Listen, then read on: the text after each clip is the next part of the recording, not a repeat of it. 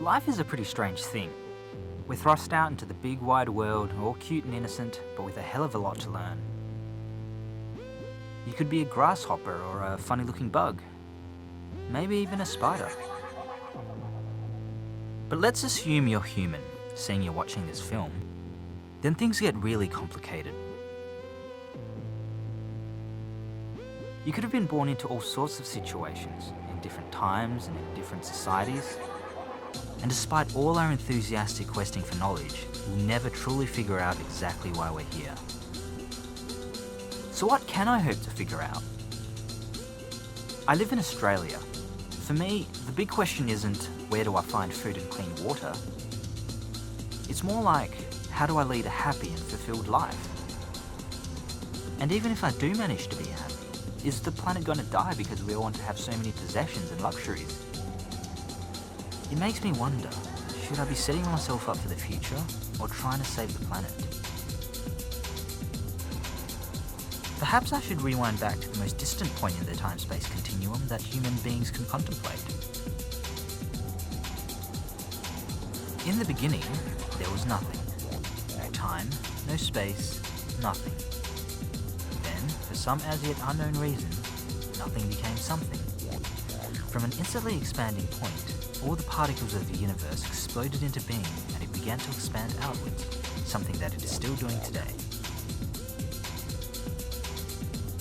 Nothing became something, and then something began to consume itself. At first it was just single-celled organisms and bacteria fending for themselves. Then they found that if they banded together to become plants and animals, life got easier and more abundant. In order to work, this system involved an unimaginable amount of eating one another. But no matter who ate who or how hard conditions got, life went on, pulling out every trick in the book just to stay alive.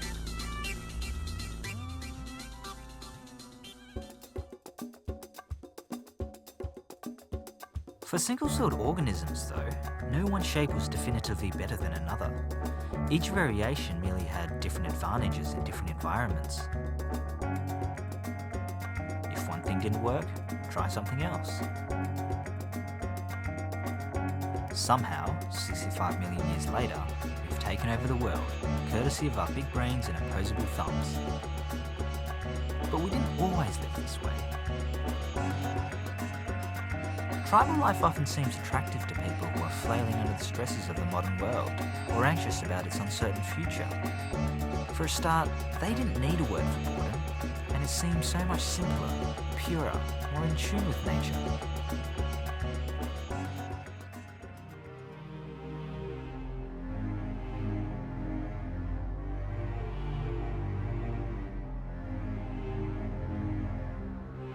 Okay, but that was then, and this is now.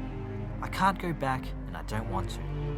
Living the tribal way meant struggling every day to find enough food and water to survive. It didn't leave a lot of time for recreation or having fun or even for sitting around and thinking about things.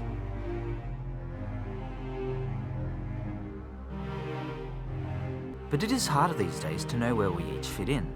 The lines between male and female roles have blurred, and we're all out hunting money, gathering possessions, and hoping that we'll have happy, successful lives. Around us we see successful people thriving, but we also see an increasing number who aren't coping, people who are falling by the wayside, people who are filling themselves full of every drug and product that society can offer and then asking, now what? The developed nations consume 86% of the world's goods, and a few hundred millionaires now own as much wealth as the world's poorest 2.5 billion people. Developing nations are doing whatever it takes to catch up, and first world nations are doing whatever it takes to stay ahead. Put simply, because all these people want to have so many things, the environment's getting completely screwed. Some scientists estimate that we're knocking out up to 50,000 other forms of life every year.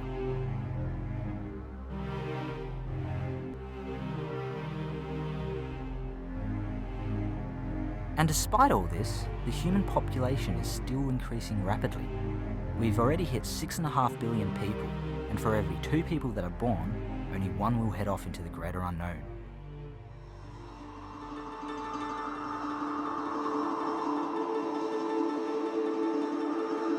And most of this has happened since the Industrial Revolution, only a few hundred years ago. The dinosaurs lasted 165 million years. How long will we last? From the Earth's point of view, we're like a particularly nasty bunch of parasites, and we're probably only as difficult to get rid of as a head full of nits. And the troubling thing is, we can't just stop. As modern humans, we're inherently fragmented and individualistic, looking after ourselves, our family and friends, and leaving everyone else to fend for themselves.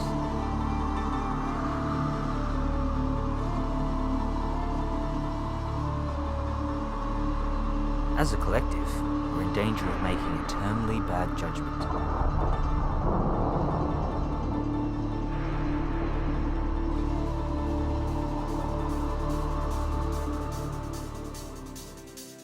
Many insects and animals don't see things this way.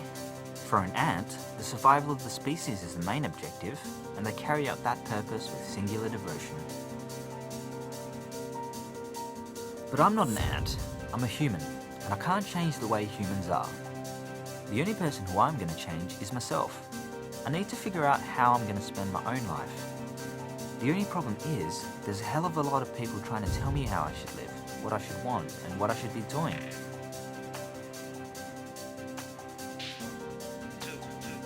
Companies often insinuate that their products can make me happy, that without them I'm worse off.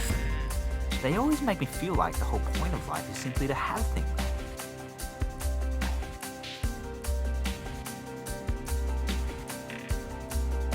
When I do buy something that I've wanted, it generally doesn't make me feel happier for a very long time.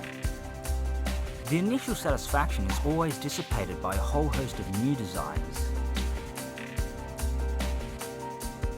What about the here and now? The present is so intangible that by the time it exists, it's already gone.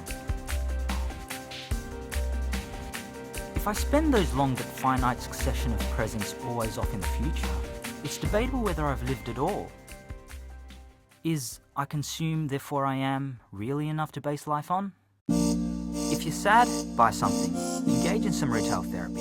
Eat some chocolate. Have some drinks. Take some antidepressants.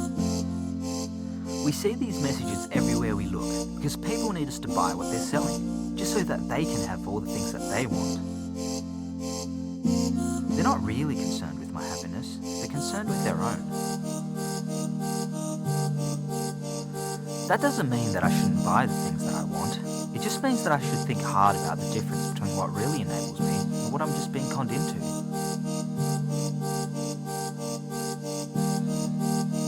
And if I sometimes feel like the world is up shit creek without a paddle, the best thing I can do is to start thinking about where I can limit my own impact on the planet. Our problems might be an ocean, but it's still made up of individual drops. I need to remember that I can't be expected to change the world, but I'm still responsible for my own behaviour. So I'm standing on this planet, and I'm part of a complicated species that spans the entire world. I don't agree with a lot of what we do, but I love so much of it. It's a hard thing being human sometimes, but I'm just going to have to do the best that I can.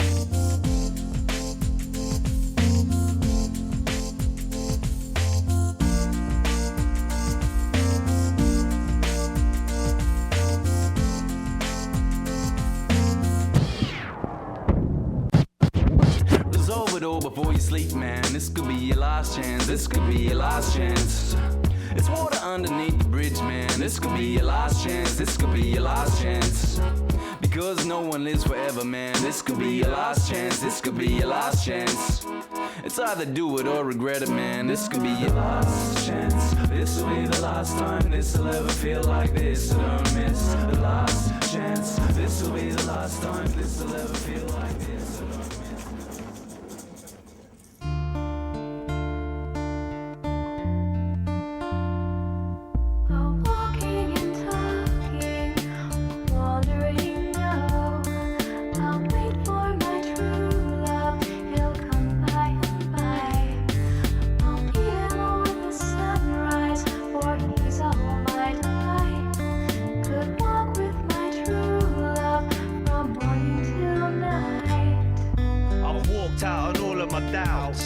You know the fallout, it made me bawl and shout. What's life about? In ecstasy, she's perfecting me. Reciting, exciting, erecting me. Like reflecting we. Next level in degree, so we settle and agree. It's been a long time coming to this place here. Now she sings my song, running to this place fair. And now I wanna make